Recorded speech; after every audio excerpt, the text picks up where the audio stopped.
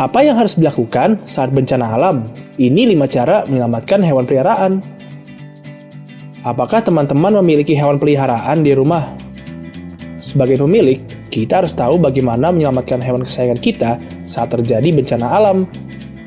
Ketika terjadi bencana alam seperti banjir, kebakaran, dan sebagainya, penting untuk menyelamatkan hewan peliharaan kita, teman-teman. Jika hewan peliharaan dibiarkan saat terjadi bencana, dapat menyebabkan cedera, bahkan kelaparan. Namun, dengan membiarkan hewan peliharaan terikat tali atau di kandang juga berbahaya. Mereka dapat melukai diri sendiri ketika panik. Nah, untuk lebih lengkapnya, simak pembahasan berikut ini mengenai cara menyelamatkan hewan peliharaan saat terjadi bencana alam.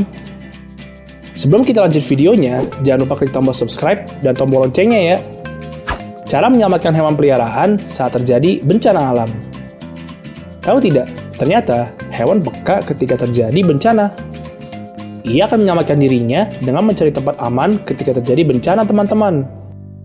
Ketika hewan sedang panik, maka akan menjadi lebih sulit didekati. Disarankan untuk membiarkan mereka mencari tempat berlindung. Pastikan untuk tidak mendekati dalam waktu dekat.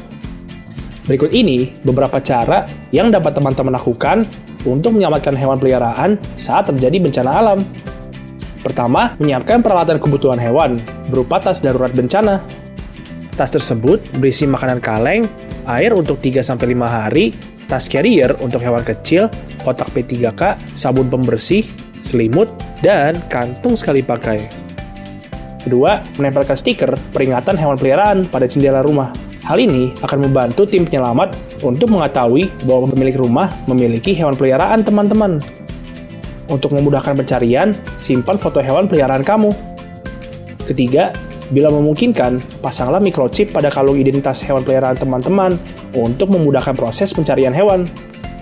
Keempat, mengetahui lokasi-lokasi penitipan hewan. Ini karena di beberapa tempat pengungsian melarang membawa hewan peliharaan.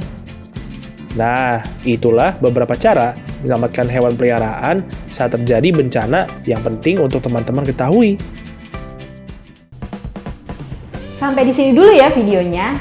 Jangan lupa like, komen, subscribe, dan share ke teman-teman lainnya ya kids. Bye-bye!